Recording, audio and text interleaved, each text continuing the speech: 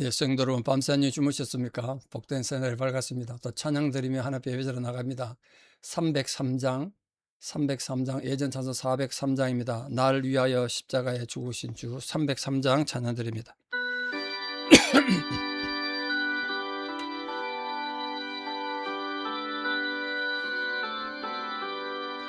날 위하여 십자가에 중한 고통 받으사 대신 죽은 주 예수의 사랑하신 은혜여 보배로운 피를 흘려 영영 죽을 죄에서 구속함을 받은 우리 어찌 찬양 안 할까.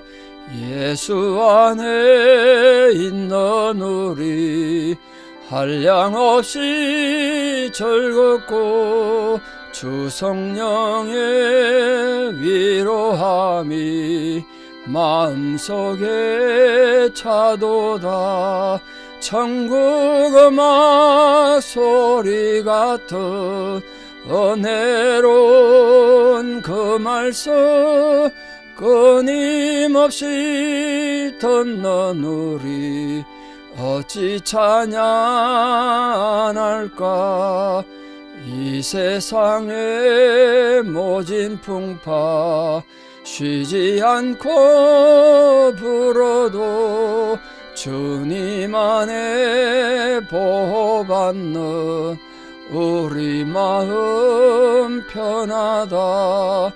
늘 깨어서 기도하고 저 천국을 바라며 주님만을 기다리니 어찌 찬양 안 할까. 아멘. 주기도문으로 우리의 신앙을 고백드립니다. 하늘에 계신 우리 아버지, 아버지의 이름을 거룩하게 하시며 아버지의 나라가 오게 하시며 아버지의 뜻이 하늘에서와 같이 땅에서도 이루어지게 하소서. 오늘 우리에게 일용할 양식을 주시고 우리가 우리에게 잘못한 사람을 용서하여 준 것 같이 우리 죄를 용서하여 주시고 우리를 시험에 빠지지 않게 하시고 악에서 구하소서. 나라와 권능과 영광이 영원히 아버지의 것입니다. 아멘. 2026년 8월 4일 화요일 새벽 하나님 주신 말씀 요한복음 17장 1절에 3절입니다. 요한복음 17장 1절에 3절 봉독에 올립니다. 예수께서 이 말씀을 하시고 눈을 들어 하늘을 우러러 이르시되 아버지여 때가 이르렀사오니 아들을 영화롭게 하사 아들로 아버지를 영화롭게 하게 하옵소서. 아버지께서 아들에게 주신 모든 사람에게 영생을 주게 하시려고 만민을 다스리는 권세를 아들에게 주셨음이로소이다. 영생은 곧 유일하신 참 하나님과 그가 보내신 자 예수 그리스도를 아는 것이니이다. 아멘. 이 요한복음 17장은 흔히 말해서 대제사장의 기도라고 말하고 있습니다. 이거는 예수님 자신의 기도와 또 그 기도를 통해서 점점점 번져서 하나님께 영화되고 또 성도들 위한 그런 기도로 확장되어 가는 기도로 되어 있습니다. 그리스도 자신을 위한 기도로 시작해서 제자들 모든 성도들 우리까지 위해서 기도하신다는 것. 근데 이 기도의 중요한 점은 회개가 없다는 것, 죄에 대한 고백이 없다는 것. 예수님이 무죄성을 드러나는 거예요. 우리가 일반적으로 기도하면 회개가 들어가는 게 당연하거든요. 근데 이 기도, 이 대제사장의 기도는 회개가 없어요. 예수님 죄가 없으시니까. 예, 그리스도 자신을 위한 기도의 특징이 뭐냐 하면 기도의 본질이 이거예요. 아버지 하나님을 영화롭게 하려고. 그게 예수님 기도의 핵심이었어요. 아버지를 영화롭게 하는 거. 물론 이때 아버지는 하나님이죠. 하나님의 단어를 안 썼어요. 다 아버지로 표현했어요. 예수 그리스도를 통해서 하나님 뜻이 이루어지기를 바라는 기도고 동시에 그런 과정을 통해서 하나님의 영광을 받으시고 또 하나님의 영광을 받으시는 것 통해서 그리스도께서 영광을 받으시려고 하는 것. 이게 이 대제사장 기도의 핵심입니다. 이 기도의 본질은 영생의 본질이라는 정말 중요한 진리가 담겨 있는데 유일하신 참 하나님과 그의 보내신 자 예수 그리스도를 아는 것. 이게 이 기독교 신앙의 핵심이죠. 결국 예수 그리스도 자신을 위한 십자가의 고난이라는 큰 일을 앞에 두고 힘과 용기를 구하는 내용이 아니라 도리어 하나님의 영광을 나타내기 위한 기도였어요. 만약에 일반적인 기도라면 이렇게 죽어야 되는, 숨겨야 되는 중요한 상황이 앞에 있다면 그걸 위해 기도할 텐데, 그걸 위해 기도한 게 아니라 하나님 영광을 받기 위해서 기도하셨어요. 그러니까 우리도 기도할 때 하나님 영광을 위해서 기도하는 게 얼마나 중요한가. 그게 그런 부분에서 예수님 가르치신 주기도문의 첫 부분과 같은 거죠. 하늘에 계신 우리 아버지, 이름이 거룩히 여김 받으시오며. 그것처럼 오늘 예수님 기도 같은 거예요. 하나님의 영광과 그리스도의 영광을 비교하면, 하나님께서 그리스도를 영화롭게 하시면 그리스도께서는 자신의 영화로 하나님을 영화롭게 한다. 예수님의 영광을 위한 사역이 뭐죠? 죽음과 부활, 곧 하나님의 구속 사역이잖아요. 그걸 통해서 하나님의 은혜와 사랑을 온 세상에 나타내고, 또 그 구속 사역은 또 하나님의 은혜로 예수 그리스도의 희생을 값지게 만드는 거죠. 여기에 성부, 성자 두 하나님의 상호관계가 나타나고, 그 영화로움의 관계는 성부, 성자, 성령 삼위일체 개념의 굉장히 중요한 자료가 됩니다. 자, 예수님 기도한 자세를 보시면 1절에 이렇게 말씀하셨어요. 하늘을 우러러보며 기도하셨다, 이렇게 말했습니다. 눈을 들어. 이 눈을 들어라는 게 구약에서 사람들이 제사를 드릴 때 어떻게 드리냐면, 성경을 자세히 보면 이 제물이 있습니다. 이 제물을 손에 들고 그냥 불 태운 게 아니라, 제사 드린 자가 이 제물을 들고 하늘을 우러러보며 기도하는 거예요. 내가 오늘 죄 지었는데, 내가 죽어야 되는데, 이 제물이 불타 죽을 때 하늘에 계신 하나님, 이 제물 죽을 때 내가 죽은 것처럼 인정해 주십시오. 그게 하늘을 우러러보는 거예요. 하나님과 대화한다는 뜻으로 예수님이 그런 맥락에서 몸으로 이렇게 기도의 자세를 보여주신 거예요. 또한 하늘을 우러러 한 점 부끄러움 없다, 뭐 그런 뜻도 되겠습니다만. 근데 이게 특히 기도할 때 때가 이르러 사오니, 이렇게 말씀하셨습니다. 때라는 건 예수님 삶에서 굉장히 중요하게 등장했지 않습니까? 가나 혼인잔치 때 아직 내 때가 이르지 않았다, 이렇게 말씀했고, 또 예수님 형제들이 세상에 나타내도록 저 대도시 가서, 예루살렘 같은 데 가서 사역하라 그럴 때도 아직 때가 이르지 않았다, 이렇게 말씀하셨어요. 유대인들에게서 많은 미움도 받고 갈등이 있었지만 죽음을 피할 수 있었던 이유는 단 하나, 아직 죽을 때가 안 됐기 때문에. 여기서 때라는 건 이제 예수님께서 십자가에 달려 죽으시고 부활할 그 예수님 사역의 마지막 정점을 가리키는 거죠. 그 때가 됐다는 거예요. 그걸 통해서 스스로 메시아인 것을 나타내는 거죠. 아까 말씀드린 것처럼 계속해서 예수님 기도하면서 하나님 아버지라 부르셨어요. 하나님을 안 부르시고 계속 아버지라 부르셨습니다. 아바, 아버지. 그러니까 그리스도께서 하나님 아버지라 부른 것처럼, 우리 요즘 로마서를 통해서 우리가 양자된 걸 알고 있는데, 아빠, 아버지, 아빠 하나님, 그걸 우리도 부르면서 기도할 수 특권이 있다는 거예요. 그걸 아셔야 돼요. 우리는 단순한 피조물 지위에서 하나님 자녀가 되는 엄청난 신분의 변화를 가졌다. 그러니까 우리가 말이나 행동에서 하나님 자녀다운 책임을 지고 살아야 된다. 은행 심사에 조심하셔야 된다는 거예요. 거기에 특히 아버지를 영화롭게 하게 하옵소서, 이래 말하는데, 그 영화라는 건 하나님의 능력과 거룩하심과 신성을 나타내는 하나님의 존귀하심을 나타내는 거예요. 그 하나님의 영화는 하나님의 신적인 속성이지만, 우리 하나님 자녀된 우리들과의 관계에서도 하나님의 영화가 드러나는 거예요. 그러니까 우리 선택받은 백성들에게 있어서 하나님은 곧 영광이기 때문에, 우리가 범죄하고 타락했지만 하나님의 영광을 가리는 게 되잖아요, 우리가 타락하면. 그래서 우리가 하나님의 영광을 가리지 않도록 그런 영광을 돌리는 삶을 살아야 된다. 물론 하나님 굳이 인간을 통하지 않고도 스스로 영광스럽고 스스로 영화로운 분이시죠. 그리고 우리가 하나님의 사랑을 받고 선택받았다, 거기에 대한 감사함으로 영광스러운 이름이 더 영광스러움 받을 수 있도록 그렇게 살아가는 것이 성도의 도리죠. 자, 2절에 보시면 아버지께서 아들에게 주신 모든 사람에게 영생을 주셨다. 영생이 뭐냐? 말 그대로 영원히 산다는 뜻 아닙니까? 왜 영원히 사는 게 인간에게 중요하게 됐죠? 인간이 영생 얻기 이전에 죽고 있다는 뜻이에요. 아담과 하와가 선악과를 먹음으로써 하나님이 정령 죽으리라 그러는데, 몸은 안 죽었지만 영이 죽었다는, 영적 죽었어요. 하나님과 피조물인 인간과 관계가 끊어진 거예요. 그게 죽음이에요. 그 영적인 죽음, 하나님과 관계가 끊어진 죽음. 영혼이 죽었는데 예수님의 죽음을 인해 가지고 다시는 사망이 없는 영원한 생명을 다시 회복한 거예요. 우리 성도들은 영원한 생명을 가진 자로서 주님을 통해서 천국의 영양분을 공급받고, 그 주님의 은혜로 호흡하고 숨쉬고 활동하면서 말씀도 배우고 기도하고 그 주님 맡기신 소명을 감당하는 겁니다. 그게 영생입니다.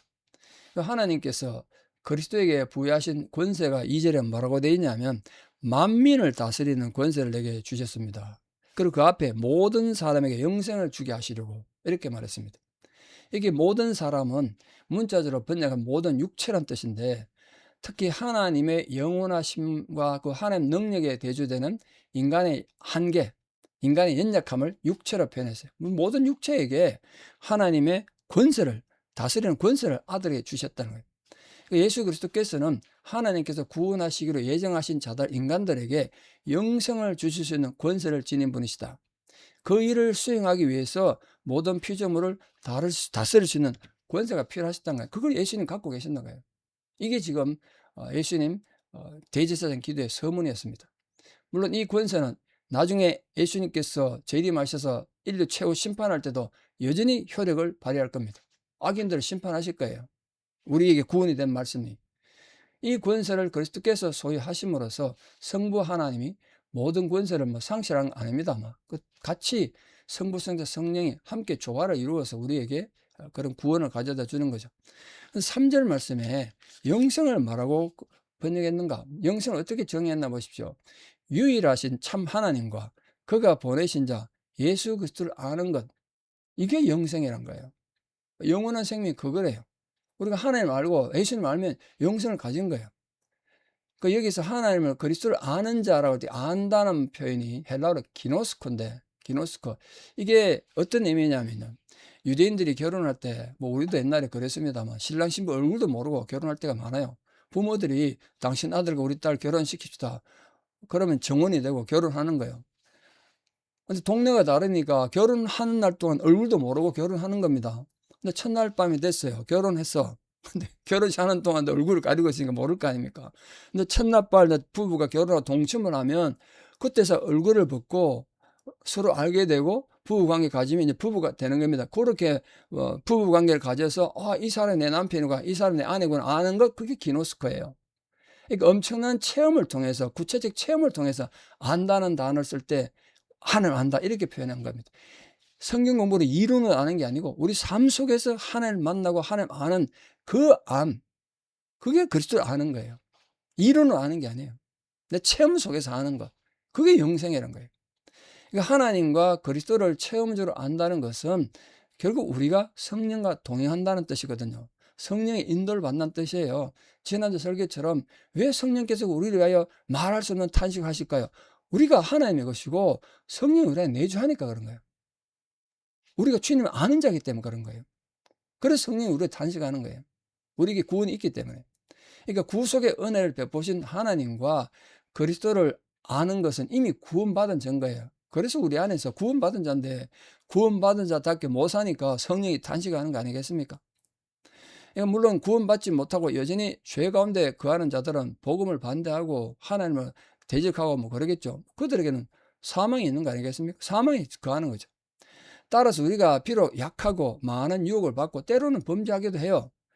그런데 우리가 예수 그리스도를 아는 자라면, 예수 그리스도의 대속의 죽음을 확실히 기노스코 알고 믿는 자면 이미 영생을 얻었단 말이에요. 영생을 얻었어. 우리 행위로 오는 게 아니라 믿음으로 오는 거기 때문에 그래요. 믿음으로 오는 거기 때문에.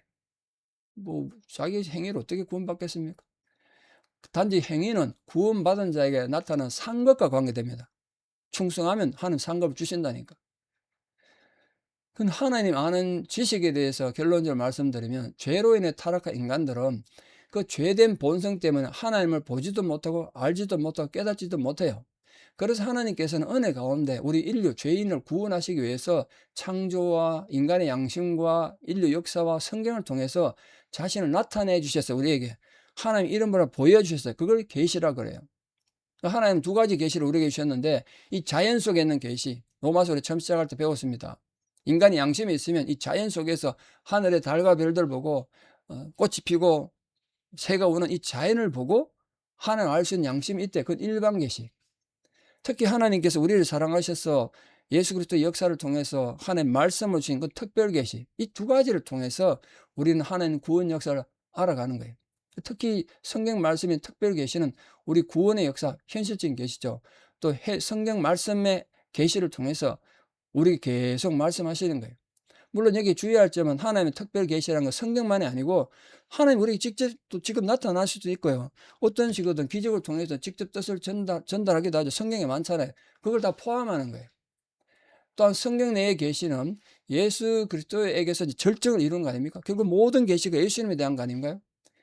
그 예수께서 육신을 입고, 즉 말씀이 육신을 입고 우리 가운데 오신 그 사건이 성경의 최대의 사건인데 그게 복음의 중심이죠.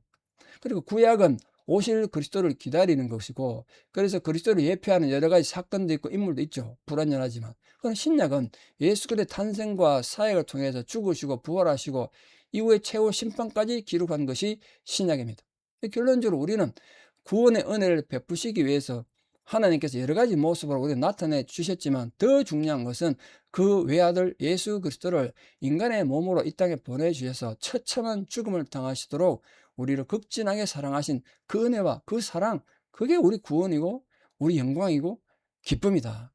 그게 신앙 고백으로 살아가는 거예요. 오늘 또 하루, 아니 남은 전생애를 이 구원의 감격을 결코 잊지 않고 언제나 하나님 앞에 감사함으로 하나님을 찬양하는 정말 거룩한 주의 성도들 다 살아가시기를 우리 주 예수 그리스도 이름으로 축원합니다. 기도드리겠습니다. 존귀하신 아버지 하나님의 은혜와 사랑을 감사드립니다. 오늘도 만민 중에서 우리를 택하여서 영생의 선물을 허락해 주시고 구원받은 백성으로 살아가게 하신 은혜를 감사드립니다. 오늘도 주님께서 이렇게 대제사장의 기도를 통하여 우리에게 생존의 의미와 삶의 의미와 신앙의 가치를 가르쳐 주셨습니다. 진실로 영생이 뭔지를 잘 알고 또 하나님께서 우리에게 주신 그 자녀됨, 양자됨의 의미와 가치를 잘 알아서 어떤 상황 속에서도 주님과 함께 동행하는 은혜가 있게 주시옵소서. 우리 안에서 말로 다 할 수 없는 탄식하시는 성령의 도우심으로 오늘도 주어진 모든 고난과 절망 속에서 믿음으로 승리하는 거룩한 성도들 다 되게 도와주시옵소서. 이제는 우리 주 예수 그리스도의 은혜와 하나님 아버지의 만극하신 사랑과 성령님의 위로 교통 역사하심이 오늘도 주님 앞에 나아가 그 주님의 대제사장의 기도의 힘을 얻어 믿음과 소망과 사랑으로 승리하기를 결단하는 사랑하는 성도님들의 아름다운 신앙의 고백 위에 또 우리 사랑하는 모든 자녀들의 삶 위에 또 지금도 주의 도움이 필요한 고난 가운데 있는 자들, 질병으로 고통받는 자들, 특별히 우리 사랑하는 성교사님들 사역 위에 이제부터 영원토록 함께 하시옵기를 간절히 축원하옵나이다. 아멘. 이 하루도 주님과 동행하는 복된 하루 되시기를 축복합니다. 감사합니다.